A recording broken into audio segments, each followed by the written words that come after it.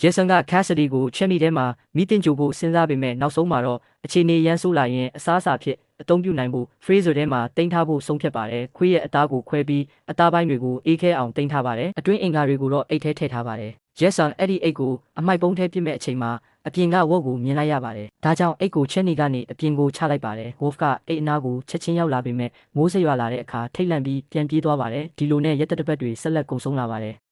မိုးရွာတိုင်းမိသားစုက curtains အားလုံးကိုပိတ်ပြီးပတင်းပေါက်တွေနဲ့ဝေးဝေးနေကြပါတယ်။တနေ့မှာ Rick ကသူမရဲ့ plant တရွက်ကိုပတင်းပေါက်ပေးမှမေးထားခဲ့တာသတိရပြီးအဲ့ဒါကိုတွားယူပါတယ်။အဲ့ဒီအချိန်မှာပဲတတဝါတကောင်ကမှန်ကိုထုရိုက်လာပါတယ်။အားလုံးဟာကြောက်လန့်ပြီးအတန်တောင်မထွက်ရဲတော့ပါဘူး။တတဝါရဲ့ကြောက်စရာကောင်းတဲ့ဟိန်းတန်ကိုကြားနေရပေမဲ့ကံကောင်းစွာနဲ့နောက်ဆုံးမှာပြန်ထွက်သွားပါတယ်။3 လကြာတဲ့အခါမီးတွေဖြတ်တောက်တာပိုဆိုးလာပြီးအစားအစာတွေလည်းကုန်လူနီးပါးဖြစ်လာပါတယ်။ Rob ဟာစာလောင်လုံးလို့ငိုနေပါတယ်။